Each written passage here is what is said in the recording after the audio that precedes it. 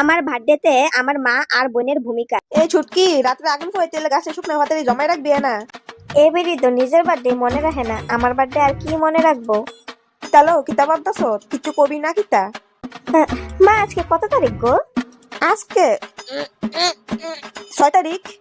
ওহ 6 তারিখ বুঝি, আচ্ছা আচ্ছা।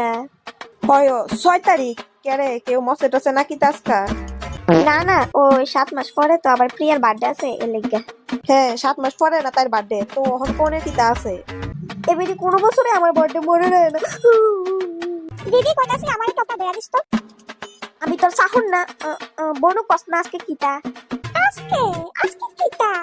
ও মনে আছে, আজকে তো আমরা ক্লাসে চুচুর বার্থডে, কেমনে করে হারাঙ্গা উইশ করতে হইব। তাই নিজের বোনের বার্থডে মনে নাই। প্রিয়া দিদি, ও মামা সাকু কেন লইছো? আমি আবার কিতা করলাম?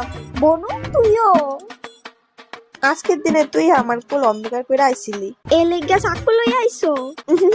তুই চিন্তা করিস না, তোর বার্থডে আমরা ভুলছি না। এই নে কেকটা কাট। এত বড় কেক না আনলে পারতাম মা। আর কইস না, দোকানওয়ালারে কত কইরা কইছি 4 টাকার মধ্যে একটা কেক দাও। দোকানওয়ালা কো 5 টাকার নিচে কেক নাই ওই। দিদি এই নে আমার তরফ থেকে গিফট। এই ব্রেসলেটটা তো আমার বেস্টি দিছিল আমারে। মিছা কথা কইস না দিদি, এটা আমি টাকা জমাইয়া কিনছি। সকালে ব্রেসলেটটা বেকা আসেনি। ওয়েট, বেকা তো ফার্স্ট ইয়ার ছিল, ফার্স্ট ইয়ার কই? তার মানে এই চললো, তার মনে কেক কাটানোর ইচ্ছা নাই। এর থেকে ভালো তোমরা আমার বার্থডে নাওই করতে।